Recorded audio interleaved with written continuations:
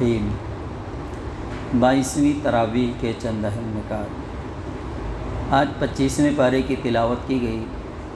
سورہ حامیم سجدہ کا جو حصہ آج پڑھا گیا ہے اس کے نکات بھی کل کے خلاصے میں پیش ہو چکے ہیں۔ سورہ حامیم سجدہ کا صرف ایک صفحہ آج کی تراویح میں پڑھا گیا ہے جس کا خلاصہ کل ہی آ چکا ہے۔ آج سورہ شورا کے نکات پیش ہیں۔ اس سورہ کا نام شورا ہونے کا یہ مطلب نہیں کہ اس میں اسلام کا شورائی نظام بیان کیا گیا ہے، بلکہ اور صورتوں کی طرح اس کا مطلب صرف یہ ہے کہ وہ سورہ جس میں لفظ شورا آیا ہے۔ چنانچہ اس سورہ میں اہل ایمان کی یہ صفت بیان کی گئی ہے کہ امرہم شورا بینہم، یعنی وہ آپس میں مشورے سے کام کرتے ہیں۔ ابتدا اس طرح کی گئی ہے کہ تم لوگ ہمارے نبی صلی اللہ علیہ وآلہ وسلم کی پیش کی ہوئی باتوں پر تعجب کا اظہار کرتے ہو۔ یہ کوئی نئی بات تو نہیں کہ کسی آدمی پر اللہ کی وحی آئے، ایسی ہی وحی اور زندگی بسر کرنے کی ہدایت ان سے پہلے بہت سے انبیاء علیہم السلام کو دی جا چکی ہے۔ اس طرح یہ بھی تعجب کی بات نہیں کہ آسمانوں اور زمین کے مالک ہی کو معبود مانا جائے، بلکہ تعجب کی بات یہ ہے کہ اس کے بندے ہو کر اس کی خدائی میں رہتے ہوئے لوگ کسی دوسرے کو اللہ اور حاکم تسلیم کریں۔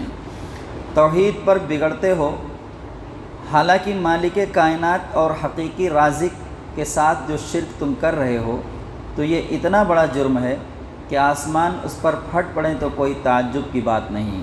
تمہاری اس دیدہ دلیری پر فرشتے بھی حیران ہیں اور ہر وقت ڈر رہے ہیں کہ نہ معلوم کب تم پر اللہ کا عذاب ٹوٹ پڑے۔ اس کے بعد بتایا گیا کہ نبی صلی اللہ علیہ وآلہ وسلم کا کام صرف غافل لوگوں کو خبردار کرنا اور بھٹکے ہوئے لوگوں کو راستہ دکھانا ہے، ان کی بات نہ ماننے والوں کا محاسبہ کرنا اور انہیں عذاب دینا یا نہ دینا یہ کام اللہ کا ہے۔ ان کا کام اس طرح کے دعوے کرنا نہیں جس طرح کے دعوے تمہارے بناوٹی مذہبی پیشوا کیا کرتے ہیں کہ جو ان کی بات نہ مانے گا وہ اسے بھسم کر دیں گے۔ یاد رکھو نبی صلی اللہ علیہ وآلہ وسلم تمہاری خیر خواہی کے لیے آئے ہیں اور اسی لیے تمہیں بار بار خبردار کر رہے ہیں اور تمہاری ساری باتوں کو برداشت کر رہے ہیں۔ پھر اس مسئلے کی حقیقت سمجھائی کہ اللہ نے سارے انسانوں کو پیدائشی طور پر سیدھی راہ پر کیوں نہیں لگا دیا اور ان میں یہ اختلاف کیوں گوارا کر رہا ہے۔ اس کا سبب یہ بتایا گیا کہ اسی اختلاف کے سبب تو اس بات کا امکان پیدا ہوا ہے کہ انسان اللہ کی اس خاص رحمت کو پا سکے جو دوسری مخلوق کے حصہ میں نہیں آئی۔ جو انسان جانوروں کی طرح جبلت سے مجبور ہو کر نہیں بلکہ اپنے شعور اور اختیار سے اللہ کو اپنا ولی اور کارساز تسلیم کرے، اللہ اسے حسن عمل کی توفیق دے کر اپنی رحمت خاص میں داخل کر لیتا ہے، اور جو انسان اپنے اختیار کو غلط استعمال کر کے ان کو ولی اور مددگار بناتا ہے جو حقیقت میں ولی اور مددگار نہیں ہیں اور نہ ہو سکتے ہیں، تو وہ اللہ کی رحمت سے محروم ہو جاتا ہے۔ اس کے بعد بتایا گیا کہ جو دین نبی صلی اللہ علیہ وآلہ وسلم پیش کر رہے ہیں وہ حقیقت میں ہے کیا؟ یہ وہی دین ہے جو پہلے بھی حضرت نوح علیہ السلام، ابراہیم علیہ السلام، موسیٰ علیہ السلام، عیسیٰ علیہ السلام اور دیگر انبیاء علیہم السلام لے کر آ چکے ہیں۔ گویا انبیاء علیہم السلام کی پوری تاریخ میں اللہ کی طرف سے یہی ایک دین آتا رہا ہے اور فرمایا کہ ان سب کو یہی حکم دیا گیا تھا کہ اللہ کے دین کو قائم کرنا اور قائم رکھنا اور اس معاملہ میں متفرق نہ ہو جانا۔ اللہ کا دین کون سا ہے؟ فرمایا اللہ کے نزدیک سچا دین اسلام ہے، یعنی حضرت آدم و نوح علیہم السلام سے لے کر حضرت محمد صلی اللہ علیہ وآلہ وسلم تک ایک ہی دین آیا ہے۔ اگر فرق ہے تو حالات اور زمانوں کے لحاظ سے بعض جزیات میں فرق ہے۔ اس کی مثال ایسی ہے جیسے بچے کے بالغ ہونے تک قد اور جسامت میں فرق ہوتا چلا جاتا ہے۔ اس فرق کے لحاظ سے کپڑے چھوٹے بڑے ہو جاتے ہیں مگر بنیادی ڈھانچہ ایک ہی ہوتا ہے۔ ساتھ ہی بتایا گیا کہ تم لوگوں کو احساس نہیں کہ اللہ کے دین کو چھوڑ کر غیر اللہ کے بنائے ہوئے دین اور قانون کو اختیار کرنا اللہ کے مقابلے میں کتنی بڑی ڈھٹائی ہے تم اسے معمولی بات سمجھتے ہو، مگر یہ اللہ کی غیرت کو للکارنے والی بات ہے، اور اس کی سزا بھی ان کو بھگتنی پڑے گی جو ایسا کریں گے۔ رزق اور معاش کے تعلق سے اللہ تعالیٰ نے بتایا کہ اللہ بندوں پر حد درجہ مہربان ہے، جسے جو کچھ چاہتا ہے دیتا ہے، سب کو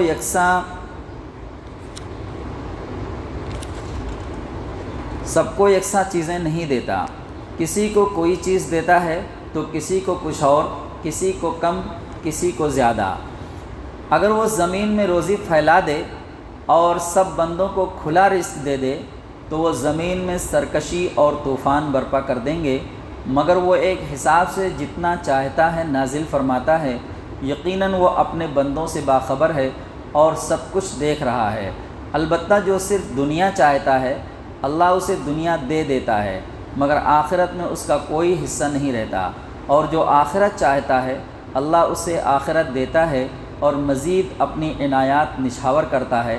اب بندے کا کام ہے کہ وہ اپنی بھلائی کے لیے کس چیز کا انتخاب کرتا ہے۔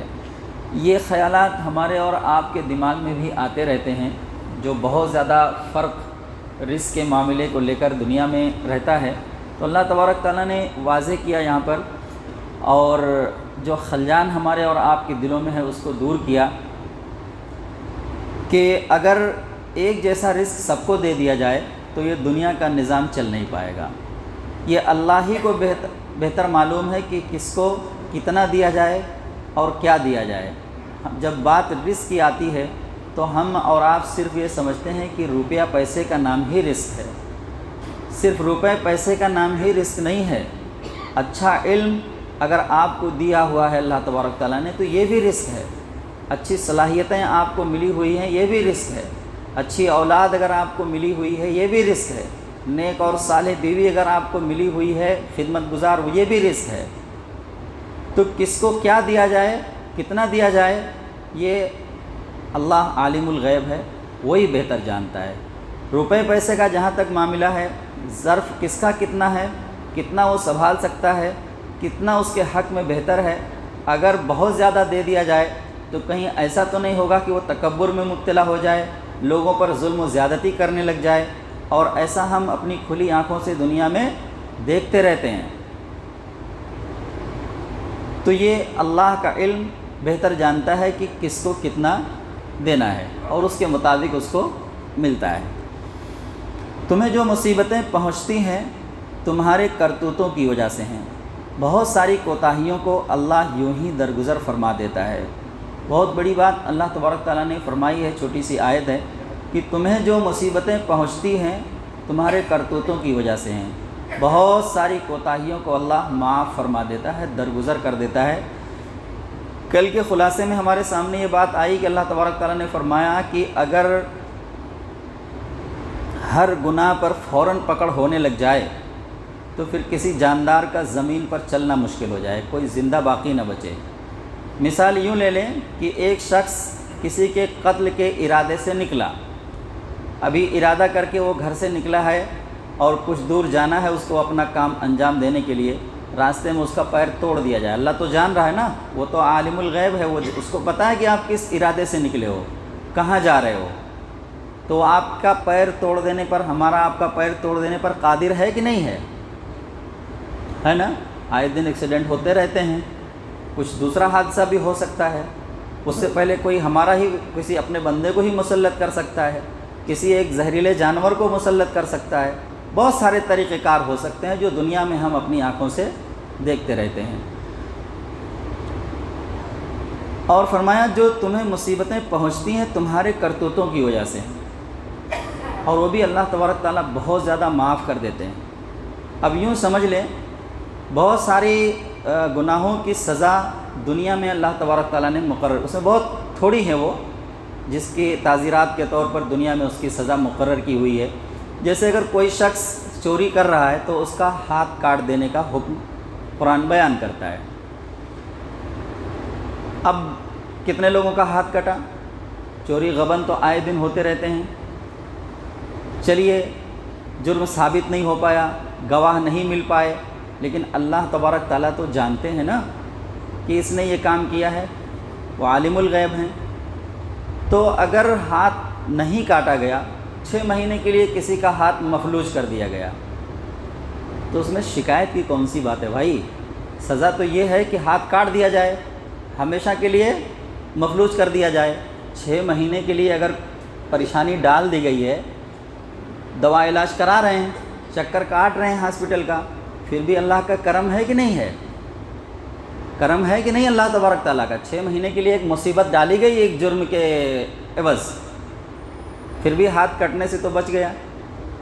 اسی طرح سے زنا کی سزا ہے کہ اگر وہ شادی شدہ نہیں ہے تو 100 کوڑے مارے جائیں۔ آج یہ گناہ ایک وبا کی طرح سے پھیلتا جا رہا ہے، جس کے پاس تھوڑا سا روپیہ پیسہ ہو گیا، وہ اپنا حق سمجھتا ہے وہ، اور جا کر جو ہے فضولیات میں اپنے پیسے ضائع کرتا ہے۔ رزق اللہ نے دیا ہے، کس کام کے لیے دیا ہے؟ جس کام کے لیے دیا ہے وہاں خرچ کرنا ہے، لیکن وہ عیاشی اور فحاشی میں جا کر وہ پیسے اڑا رہا ہے۔ ایک بار زنا کی سزا اگر 100 کوڑے مار کھانا ہے، جبکہ آج اگر ہمارے جیسے لوگوں کو 100 کوڑے مار دیے جائیں تو پھر زندہ بچنے کی امید نہیں ہے۔ اب اگر اتنی بڑی سزا کے عوض اللہ تبارک تعالیٰ نے 6 مہینے کے لیے ہم کو بستر پر ڈال دیا کسی بیماری میں مبتلا کر کے، تو بتائیں یہ اللہ کا کرم ہے کہ نہیں ہے؟ پھر بھی ہے نا؟ شادی شدہ زانی کی سزا اس کو سنسار کر کے ختم کر دیا جائے۔ کتنے لوگ تو اللہ حفاظت فرمائے ہماری اور آپ سب کی، کتنے لوگ تو ایسے ہیں کہ ہر روز یہ عمل کرتے ہیں، ہر روز، اور اس کے بعد بھی اللہ کی زمین پر دندناتے ہوئے چل رہے ہیں، اس کا دیا ہوا رزق کھا رہے ہیں۔ اگر اللہ تبارک تعالیٰ ان کو 1 سال کے لیے مفلوج کر کے بستر پر لٹا دے تو بتائیں یہ اس کا رحم اور کرم ہے یا نہیں ہے؟ سزا تو مقرر ہے، دنیا نہیں جانتی ہے لیکن وہ تو جانتا ہے نا۔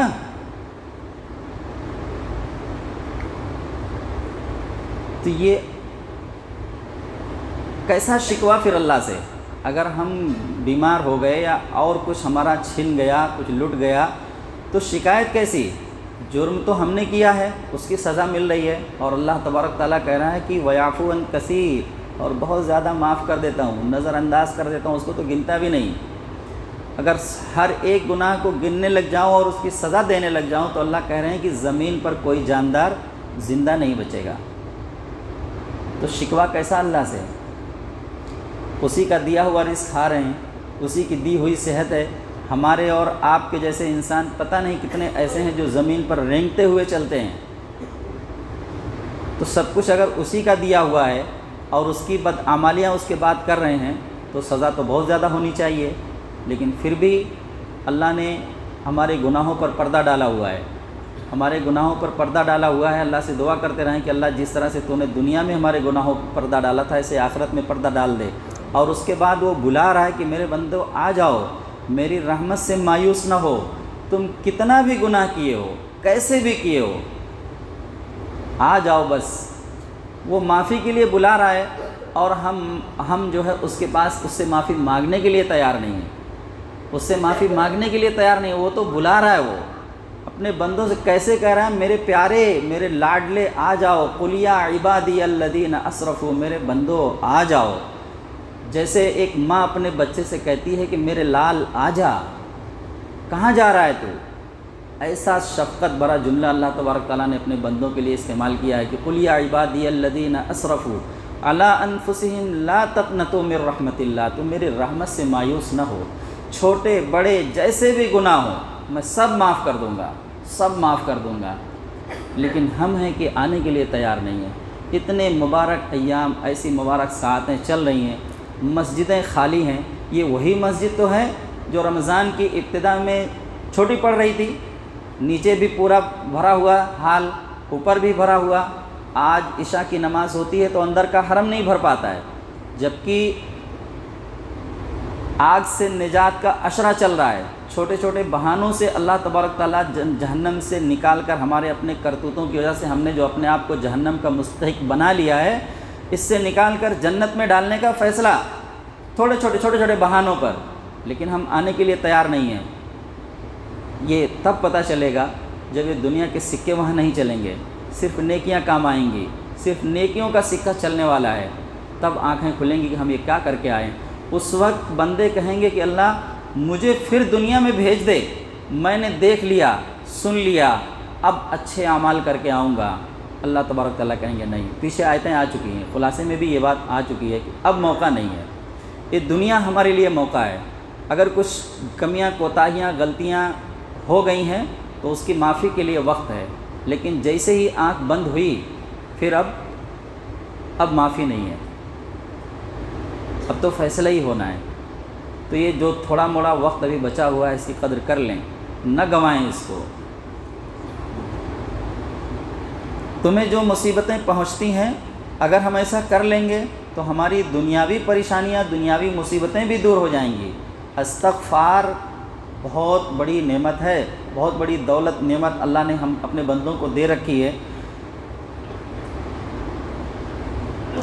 اگر کوئی شخص استغفار کرتا ہے تو اللہ تبارک تعالیٰ نے دنیا کی جتنی پریشانیاں ہو سکتی ہیں سب کو دور کرنے کا وعدہ کیا ہے، سب کو دور کرنے کا، چاہے وہ آپ کی مالی تنگی ہو، چاہے اولاد کرنا ہونا ہو، کھیتی باڑی کرنا ہونا ہو، جو کچھ دنیا کی پریشانی ہو سکتی ہے اللہ سب دور کرنے کا وعدہ سورہ نوح میں اللہ تبارک تعالیٰ نے کیا ہوا ہے۔ تو خوب استغفار کریں، خوب اللہ تبارک تعالیٰ سے معافی مانگیں اور اپنی پریشانیوں کو دور کرا لیں۔ تمہیں جو مصیبتیں پہنچتی ہیں تمہاری کرتوتوں کی وجہ سے ہیں۔ بہت ساری کوتاہیوں کو اللہ یوں ہی درگزر فرما دیتا ہے۔ تم زمین میں خدا کو عاجز نہیں کر سکتے، اللہ کے مقابلہ میں تمہارا کوئی مددگار نہیں۔ تم انسانوں کو جو کچھ دیا گیا ہے وہ بہت معمولی اور چند روزہ فائدہ بخش ہے، خدا کے پاس آخرت میں جو کچھ ہے وہ زیادہ بہتر اور پائیدار ہے۔ دنیا میں جو کچھ نعمتیں جس کو بھی ملی ہوئی ہیں وہ نہ پائیدار ہیں۔ اگر رزق نہیں ختم ہوگا، چلو بہت ملا ہوا ہے، اگر وہ نہیں ختم ہوگا تو زندگی تو ختم ہوگی نا، وہ تو باقی رہنے والی ہے نہیں، وہ تو ختم ہی ہونی ہے۔ اور بہت سارے لوگ تو دنیا میں ایسے رہتے ہیں کہ جوانی میں بہت کچھ ملا رہتا ہے اور بڑھاپے تک جا کر قلاش ہو جاتے ہیں، ایک ایک پیسے کو ترسنا پڑتا ہے، دواؤں کے لیے پیسے نہیں رہ جاتے۔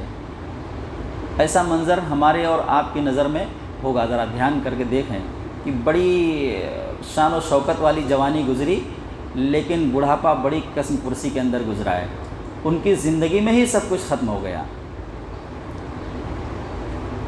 خدا کے پاس آخرت میں جو کچھ ہے وہ زیادہ بہتر اور پائیدار ہے۔ وہ ان لوگوں کے لیے ہے جو خدا کو مانتے ہیں، اس پر بھروسہ کرتے ہیں، کبیرہ گناہوں سے بچتے ہیں، بے حیائی کے کاموں سے پرہیز کرتے ہیں، غصہ آ جائے تو درگزر کرتے ہیں، اپنے رب کا حکم مانتے ہیں، نماز پڑھتے ہیں، اپنے معاملات آپس کے مشورے سے چلاتے ہیں، ہم نے جو دیا ہے اس میں سے راہ خدا میں خرچ کرتے ہیں، کوئی زیادتی کرے تو مقابلہ کرتے ہیں، برائی کا بدلہ بس اتنی ہی برائی ہے، یہ وصولی بات ہے، مگر جو درگزر کر دے اور اصلاح کرے اس کا اجر اللہ کے ذمے ہے۔ یہ دوسرا ضابطۂ اخلاق ہے۔ اللہ زیادتی کرنے والوں کو پسند نہیں فرماتا۔ جو لوگ ظلم ہونے کے بعد بدلہ لیں ان کو ملامت نہیں کی جا سکتی۔ ملامت کے لائق وہ ہیں جو دوسروں پر ظلم کرتے ہیں، زمین میں ناحق زیادتیاں کرتے ہیں، ان کے لیے دردناک عذاب ہے۔ جو شخص صبر سے کام لے اور درگزر کرے تو یہ بڑی ہمت کا کام ہے۔ یعنی اگر آپ کے ساتھ کسی نے زیادتی کی ہے تو آپ بدلہ لے سکتے ہیں، برابر سرابر، جتنا اس نے زیادتی کی ہے اتنا بدلہ لیا جا سکتا ہے۔ لیکن اگر کوئی صبر کر لے، معاف کر دے تو یہ اللہ کے نزدیک اس سے بھی بڑا اجر کا کام ہے۔ جو کچھ آسمانوں اور زمینوں میں ہے سب خدا کا ہے، جسے چاہتا ہے لڑکیاں دیتا ہے، جسے چاہتا ہے لڑکے دیتا ہے، جسے چاہتا ہے لڑکیاں لڑکے دونوں دیتا ہے، جسے چاہتا ہے بانچ کر دیتا ہے۔ وہ سب کچھ جانتا ہے اور ہر چیز پر قادر ہے۔ اس کا مشاہدہ بھی ہم اپنی آنکھوں سے کر رہے ہیں اس دنیا میں۔ سورہ زخرف کا مرکزی مضمون بھی توحید پر مبنی ہے۔ قیامت کا ذکر کرتے ہوئے مشرکین کے اس عقیدہ کی بھی تردید کی ہے کہ وہ ملائکہ کو الوہیت میں شریک سمجھتے ہیں اور ان کی شفاعت کا اعتماد رکھتے ہیں۔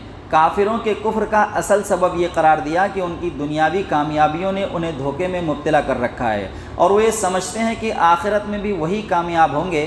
یہ شیطان کا دھوکہ ہے۔ اصل کامیابی آخرت کی کامیابی ہے، اور اس کا معیار دنیا میں مال و دولت کا مالک ہونا یا اقتدار و قوت مل جانا نہیں ہے، بلکہ اس کا معیار اللہ کے رسول صلی اللہ علیہ وآلہ وسلم کے بتائے ہوئے راستے پر چلنا ہے۔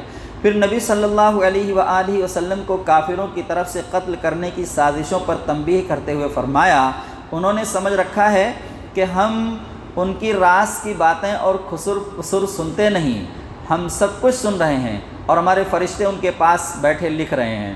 انہیں ان کے حال پر چھوڑ دیجئے اور کہہ دیجئے سلام ہے، تمہیں عنقریب معلوم ہو جائے گا کہ اللہ کیا کرنے والا ہے۔ جو شخص خدا کے پیغام سے غفلت برتتا ہے، ہم اس پر ایک شیطان مسلط کر دیتے ہیں۔ دھیان سے سنیں، جو شخص خدا کے پیغام سے غفلت برتتا ہے، ہم اس پر ایک شیطان مسلط کر دیتے ہیں۔ جو اللہ کے حکم سے منہ موڑتا ہے، اعراض کرتا ہے، تو اللہ تبارک تعالیٰ کیا کرتے ہیں؟ ایک شیطان مسلط کر دیتے ہیں، وہ اس کا ساتھی بن جاتا ہے۔ یہ شیاطین ایسے لوگوں کو سیدھی راہ سے بھٹکاتے ہیں، اور وہ اپنی جگہ یہ سمجھتے ہیں کہ ہم سیدھی راہ پر جا رہے ہیں۔ آخر کار جب یہ شخص ہمارے یہاں پہنچے گا تو اپنے شیطان سے کہے گا، کاش میرے تیرے درمیان مشرق و مغرب کی دوری ہوتی، تو بدترین ساتھی نکلا۔ اس وقت ان سے کہا جائے گا، تمہارے پچھتانے سے کیا فائدہ؟ دنیا میں تم نے اپنی جانوں پر ظلم کیا، آج تم اور شیاطین عذاب ساتھ ساتھ بھگتو گے۔ سورہ دخان کا پس منظر یہ ہے کہ جب کافروں کی مخالفت سخت ہوتی چلی گئی تو نبی صلی اللہ علیہ وآلہ وسلم نے دعا فرمائی، خدایا یوسف کے قحط جیسے ایک قحط سے میری مدد فرما۔ حضور صلی اللہ علیہ وآلہ وسلم کا خیال تھا، آپ صلی اللہ علیہ وآلہ وسلم نے جو یہ دعا فرمائی، اس کا مقصد یہ نہیں تھا کہ ان کو پریشانی میں مبتلا کر دیا جائے، نہیں، بلکہ اس میں بھی ان کی خیر خواہی ہی تھی۔ خیر خواہی یوں تھی کہ حضور صلی اللہ علیہ وسلم کا خیال تھا کہ جب ان پر مصیبت پڑے گی تو ان کے دل نرم ہو جائیں گے، جب مصیبت پڑے گی تو ان کے دل نرم ہو جائیں گے اور توبہ کر لیں گے۔ اللہ تعالیٰ نے آپ کی دعا قبول فرمائی، اور ایسا قحط پڑا کہ لوگ بلبلا اٹھے۔ بعض سرداران قریش، خاص طور پر ابو سفیان، حضور صلی اللہ علیہ وآلہ وسلم کے پاس آئے اور درخواست کی کہ اپنی قوم کو اس بلا سے نجات دلانے کے لیے اللہ سے دعا کریں۔ ابھی مسلمان نہیں ہوئے ہیں، ابھی مسلمان نہیں ہوئے، اسلام قبول نہیں کیا ابھی ابو سفیان نے، لیکن دل میں یقین ہے کہ یہ اللہ کے نبی ہے۔ اسلام قبول نہیں کیا ہے مگر یقین ہے۔ ابو جہل بھی جانتا تھا کہ یہ اللہ کے نبی ہیں، لیکن اسلام نہیں قبول کیا۔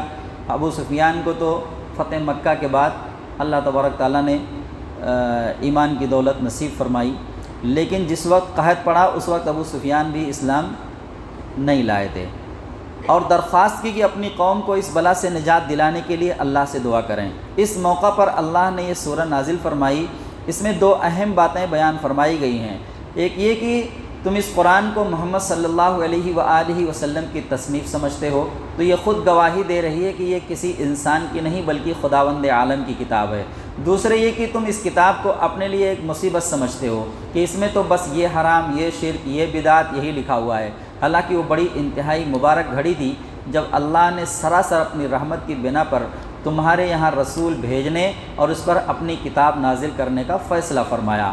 تیسرے یہ کہ تم اپنی نادانی سے یہ سمجھتے ہو کہ اس رسول اور اس کتاب سے لڑ کر تم جیت جاؤ گے، حالانکہ اس رسول اللہ صلی اللہ علیہ وآلہ وسلم کی بعثت اور اس کتاب کی آمد اس خاص گھڑی میں ہوئی ہے جب اللہ تعالیٰ قسمتوں کے فیصلے فرماتا ہے، اور اللہ کے فیصلے کمزور نہیں ہوتے کہ جس کا جی چاہے اٹھ کر بدل ڈالے، نہ وہ کسی جہالت اور نادانی پر مبنی ہوتے ہیں کہ ان میں غلطی رہ جائے۔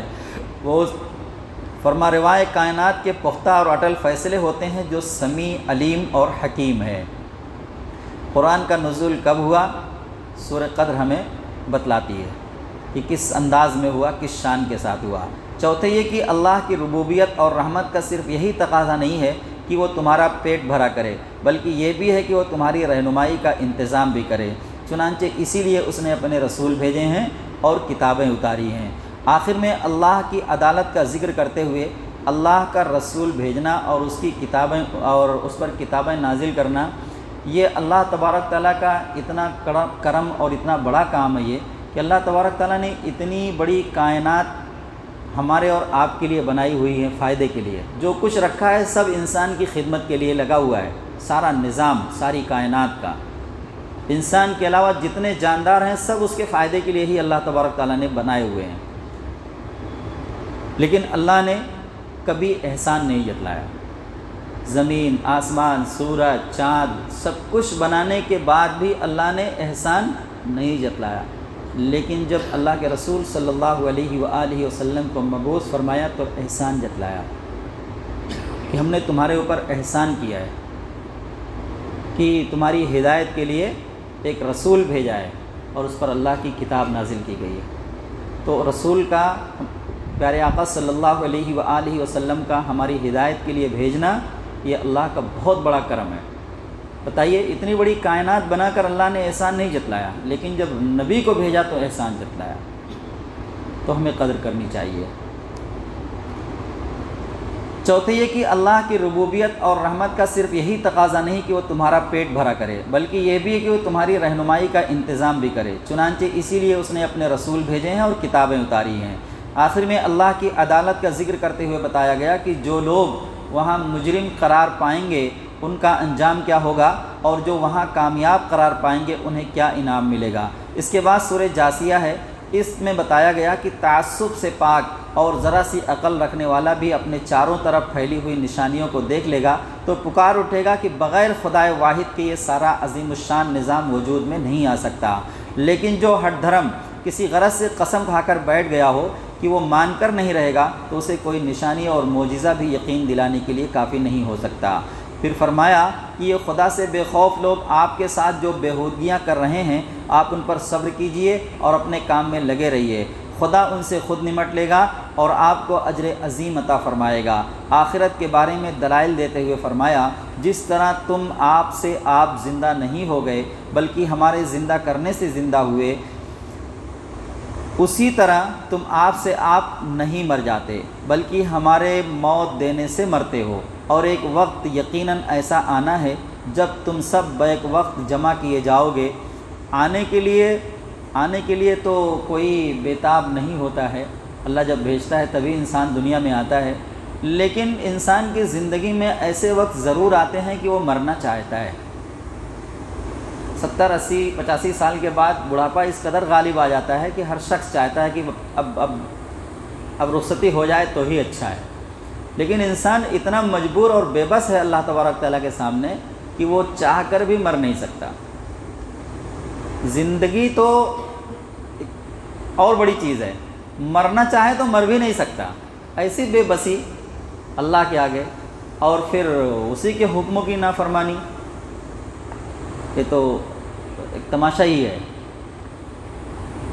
جس طرح تم آپ سے آپ زندہ نہیں ہو گئے بلکہ ہمارے زندہ کرنے سے زندہ ہوئے ہو، اسی طرح تم آپ سے آپ نہیں مر جاتے بلکہ ہمارے موت دینے سے مرتے ہو، اور ایک وقت ایسا آنا ہے جب تم سب بیک وقت جمع کیے جاؤ گے۔ اس بات کو تم اپنی نادانی اور جہالت سے آج نہیں مانتے تو نہ مانو، جب وہ وقت آ جائے گا تو تم خود اپنی آنکھوں سے دیکھ لو گے کہ اپنے خدا کے حضور پیش ہو اور تمہارا پورا اعمال نامہ بغیر کسی کمی بیشی کے تیار ہے اور تمہارے ایک ایک کرتوت کی گواہی دے رہا ہے۔ اس وقت تم کو معلوم ہو جائے گا کہ عقیدہ آخرت کا یہ انکار اور اس کا یہ مذاق جو آج تم اڑا رہے ہو تمہیں کس قدر مہنگا پڑا۔ 22ویں تراویح کا بیان ختم ہوا۔ اللہ تعالی ہم سب کو قرآن پڑھنے، اس کو سمجھنے اور اس پر عمل کرنے کی توفیق عطا فرمائے۔ اللہ اس کی برکتوں سے ہمارے شہر، ہمارے ملک اور عالم اسلام کے حالات کو تبدیل فرمائے۔ ربنا تقبل منا انک انت السمیع العلیم وتب علینا انک انت التواب الرحیم۔ صلی اللہ تعالی علی خیر خلقہ محمد وعلی آلہ واصحابہ اجمعین برحمتک یا ارحم الراحمین۔